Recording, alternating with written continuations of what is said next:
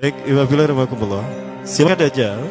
Dajjal ini lahir di Samirah dan dia diberi nama Samiri karena lahir di Samirah. Nah, kenapa disebut Samiri? Karena lahir di Samirah. Dia lahir 100 tahun sebelum Nabi Musa diutus. Dan Allah Subhanahu wa taala memberikan kelebihan kepadanya. Yang pertama, dia diberikan umur panjang. Ya, yang zul umru ila yamisah, ila akhir zaman. Ya, dia ditangguhkan ajalnya sampai akhir zaman. Yang kedua, dia memiliki kecerdasan di atas akal jenius rata-rata umat manusia. Jadi sejenius apapun umat manusia yang normal, dia 60 tahun di atasnya. Sehingga penemuan-penemuannya, kecanggihan berpikirnya, kedewasaannya jauh di atas manusia. Rata-rata manusia normal. Yang ketiga, dia memiliki kemampuan sihir yang luar biasa. Apapun sihir yang selama ini kita saksikan, tidak ada yang mampu mengalahkan sihir dia. Sehingga saking luar biasa sihir yang dia miliki, seolah-olah orang mengenalnya selevel dengan Tuhan. Karena apapun yang semestinya menjadi perbuatan Tuhan, Dajjal bisa melakukannya. Nah, ini saking hebatnya sihir Dajjal. Nah, nasab kelahirannya adalah nasab yang aneh para Allah. Dia lahir dari termasuk Bani Israel. Bani Israel ini keturunan Nabi Yakub. Yakub itu gelarnya Israel. Keturunannya disebut Bani Israel. Dari Yehuda. Yehuda ini adalah anak laki-laki dari istri pertama Nabi Yakub alaihissalam. Nabi Yakub istrinya 4. Yang pertama bernama Ya'la. Dari Ya'la ini melahirkan 6 orang. Salah satunya bernama Yehuda dan Lewi. Lewi melahirkan Nabi Musa alaihissalam. Yehuda melahirkan bangsa yang kita kenal Yahudi. Salah satunya Yehuda ini melahirkan generasi yang pada akhirnya melahirkan Samiri. Ya, kalau Rahil istri yang kedua, dan ini istri yang paling dicintai oleh Nabi Yakub, melahirkan 2 anak, Bunyamin dan Nabi Yusuf. Nabi Yusuf dan Bunyamin. Yang lainnya juga sama melahirkan 2 anak. Kahit dari Ya'la melahirkan 2 anak, Dam dan Naftali. Ya. Anak tertua dari Nabi Yakub dari istri pertama bernama Raubin. Nah, dari Yehuda inilah lahir Samiri. Nah, ayah dan ibunya, kakek dan nenek Samiri ini adalah para penyembah berhala. Karena Samirah saat itu terkenal penyembah berhala. Ayahnya ini lahir dari proses perzinahan adik dan kakak, incest. Adik dan kakak berzina, lahir ayahnya. Adik dan kakak berzina, lahir ibunya. Jadi ayah dan ibunya ini lahir dari proses yang haram.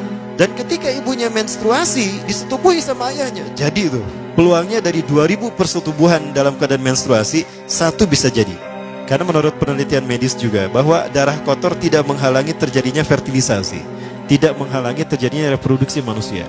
Jadi tetap pembuahan ovum oleh sperma bisa terjadi walaupun ada dalam medium darah kotor, menstruasi. Nah, ketika itulah hamil dan lahirlah Samiri. Rasulullah SAW menyebutkan dalam Musnad Imam Ahmad, ayah dan ibu Dajjal ini melewati perkawinannya selama 30 tahun tanpa melahirkan seorang anak pun. Dan di tahun ke-30 pernikahannya melahirkan Dajjal, melahirkan Samiri. Kelahirannya ini akan menjadi petaka bagi kedua orang tuanya. Dia adalah orang yang paling sedikit manfaatnya dan paling banyak keburukannya bagi manusia, terutama bagi kedua orang tuanya. Bahkan ketika dia lahir, alam semesta menolak kelahirannya. Dordar gelap, hujan badai, petir, itu terjadi di malam di mana Samiri dilahirkan. Seolah-olah alam menolak kehadirannya. Nah, sejak lahir sampai usia 5 tahun dia tidak netek sama ibunya. Kebayang, 5 tahun air susu ASI tidak ditetekkan. Itu yang menyebabkan terjadinya kanker payudara. Maka ibunya pun meninggal gara-gara kanker payudara ini. Nah, ibunya meninggal gara-gara itu. Terbukti apa yang disabdakan Rasulullah. Kelahirannya menjadi petaka bagi kedua orang tuanya. Begitu pula ayahnya, maka ayahnya menjadi single parent. Nah, kemudian di tahun yang kelima, sejak lahir sampai 5 tahun, kenapa dia menetek pada ibunya? Karena kerjanya tidur melulu. Disebut mati, dia bernafas dan cuma berdetak. Disebut hidup, dia tidak bergerak. Antara hidup dan mati, la yamutu wa la yahya. Nah, maka di usia ke-5 tahun, nah ini terjadi peristiwa yang menarik. Apa itu? Samiri bangun dari tidurnya di tengah malam dan tidak ada orang yang menyadari Samiri bangun. Dia merangkak dan pindah ke berhala yang terbesar. Nah, dia pindah ke pangkuan berhala terbesar, tidur di sana. Dan ternyata ketika berada di berhala terbesar tadi, ya buang air kecil dan buang air besar.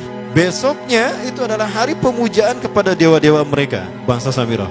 Apa yang terjadi? Ketika terjadi ritual pemujaan tadi, maka sang raja yang dipertuhankan oleh kaumnya mencium sesuatu yang tidak enak.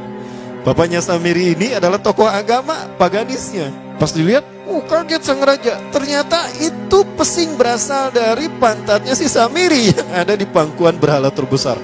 Marah murka tuh sang raja. Itu anak kamu, kenapa ada di situ? Kurang ajar kamu yang telah menghina Tuhan kita. Kenapa kamu pindahkan anak kamu ke situ? Oh tidak Tuhan, saya tidak memindahkannya. Bagaimana saya bisa menghina Tuhan saya? Lalu siapa yang memindahkannya? Kan dia lumpuh. Nah, sekali lagi, kehadirannya menjadi petaka bagi kedua orang tuanya. Akhirnya raja marah dan ayahnya dipenjara. Selama ayahnya tidak bisa membuktikan penghinaan tadi, maka ayahnya dihukum mati. Pada akhirnya ayahnya pun dihukum mati.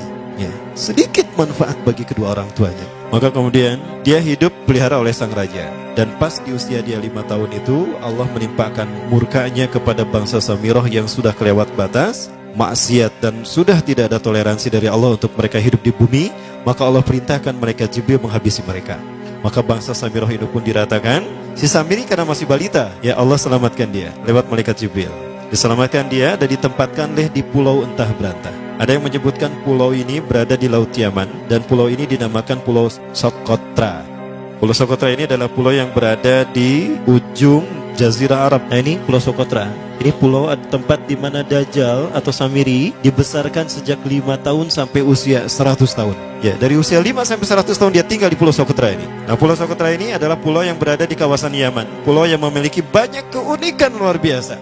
UNESCO sempat ingin menjadikannya keajaiban yang ke-8. Kan ada 7 keajaiban dunia ya.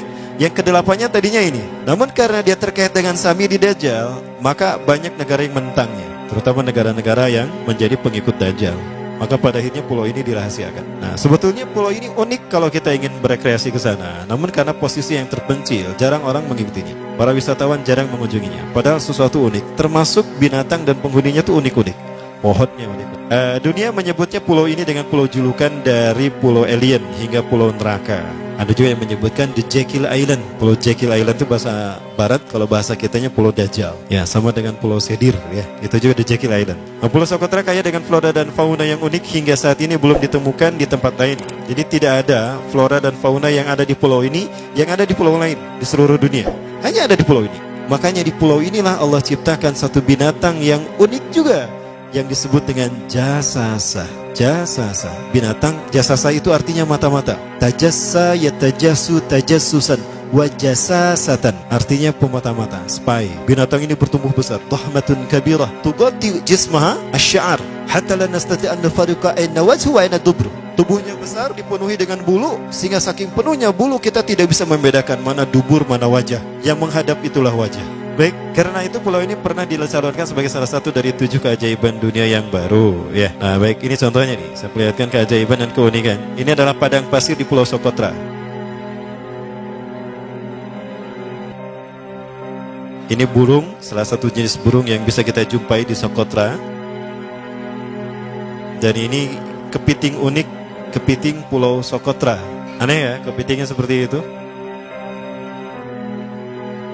Ini laba-laba langka di Socotra, mirip tarantula.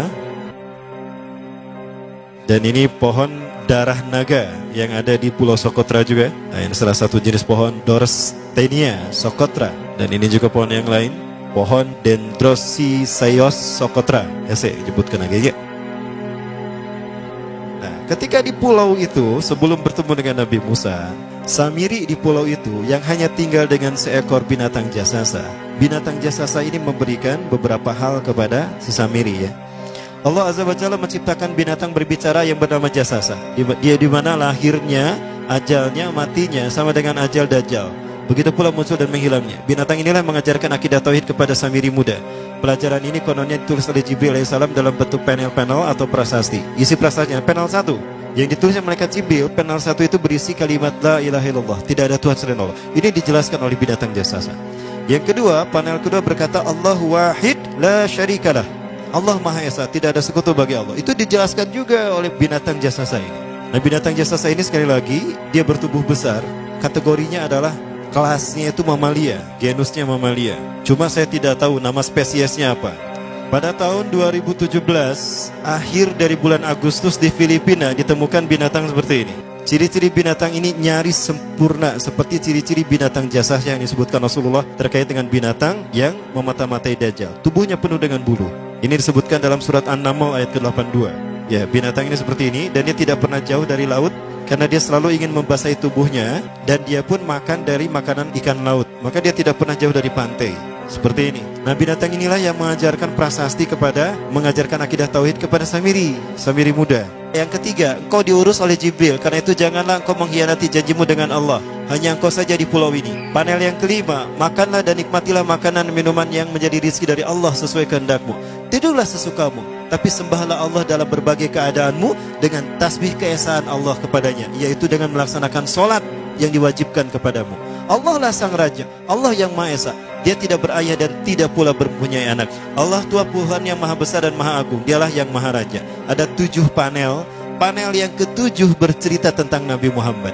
Panel yang ke-6 itu bercerita tentang nabi-nabi, dan khusus panel yang ke-7 cerita tentang Nabi Muhammad. Jadi Dajjal sudah tahu, Samiri sudah tahu bahwa akan diutus Nabi Muhammad di akhir zaman, dan itu nabi yang terbaik. Makanya dia iri. Nah, selesai panel ini disampaikan, maka binatang sejasasa berkata, wahai Samiri, saksikanlah aku telah menunaikan, innani qad fa'altu ma umirtu min rabbi. Demi Allah, saksikan aku sudah menunaikan apa yang diperintahkan padaku, kata bintang jasasa. Maka sekarang adalah perintah terakhir, yaitu pertanyaan dariku untukmu. Hal tu'minu billah, apakah kau beriman pada Allah? Wa bima unzila ilaih, dan dari apa yang diturunkan kepada nabi-nabinya, kepada Jibril maksudnya. Famadal jawab ya Samiri, apa jawabanmu hai Samiri? Samiri tidak menjawabnya. Lama ditunggu-tunggu, Samiri tidak menjawabnya, sehingga binatang ini pun pergi dengan menjerit, dengan jeritan yang membuat Samiri ini pekak telinganya. 2 kali lagi datang lagi kembali kepada Samiri dan berkata binatang jasasa, ya Samiri, famadal jawab? Hal tu'minu billah, in tu'minu billah fatakunu mu'minan a'jaba imanika ila yaumil qiyamah. Jika kau beriman kepada Allah, maka sungguh kau akan menjadi mukmin yang menakjubkan imannya. Inna ajalaka ukhirat ila akhir zaman. Sesungguhnya ajalmu ditangguhkan sampai akhir zaman. Jika kau beriman pada Allah, engkau akan menjadi mukmin yang menakjubkan. Fa in lam tu'min billah, tapi jika engkau tidak beriman kepada Allah, wa bima unzila ilaih, dan apapun yang diturunkan pada Jibril, innaka minal mal'unina ila yaumil qiyamah, dan kau terkutuk sampai hari kiamat nanti. Tidak juga dijawab. Pergi lagi binatang jasasa tadi sambil memekikkan suara yang pekikan yang keras. Yang ketiga kali yang terakhir dia bertanya kembali. Dan apa jawaban Samiri? Hei jasasa binatang buruk rupa, lihat di pulau ini tidak ada siapapun kecuali engkau dan aku. Dan yakinilah kalau panel ini bukan tentang Allah yang di langit sana, tapi yang disebut Allah itu saya. Hei jasasa, akulah Allah itu. Oh, dia menjerit dengan jeritan yang makin keras, sampai si Samiri pun menutup kedua telinganya. Sejak saat itulah binatang itu pergi dan berkata, innaka dajjal, innaka dajjal, innaka dajjal. Engkau adalah pendusta, engkau adalah pendusta, pendusta sampai hilang suaranya. Di saat itulah Samiri mendapatkan gelar Dajjal. Jadi siapa nama asli Dajjal? Samiri. Dajjal artinya Al-Kazab, pendusta, bukan singkatan kadek. Baik, nah sejak saat itulah Samiri keluar dari pulau itu, dan dia sudah menyandang gelar Dajjal, pendusta, karena dia mengaku Tuhan. Baik, Iwabillah rahmatullah. Jangan salah, Dajjal kecerdasan yang mampu melakukan cloning dan mampu melakukan berbagai macam riset dan eksperimen. Hatta eksperimen yang mengilhami film Hook, itu Dajjal bisa melakukannya. Bahkan ketika orang membayangkan kendaraan tercanggih itu pesawat terbang, Dajjal sudah mampu membuat piring terbang dengan kecerdasannya. Ya. Rasulullah menyebutkan kendaraan Dajjal itu, dia bisa terbang, kata Rasulullah. Dan kecepatan terbangnya 5 km per sekon. 1 detik 5 km.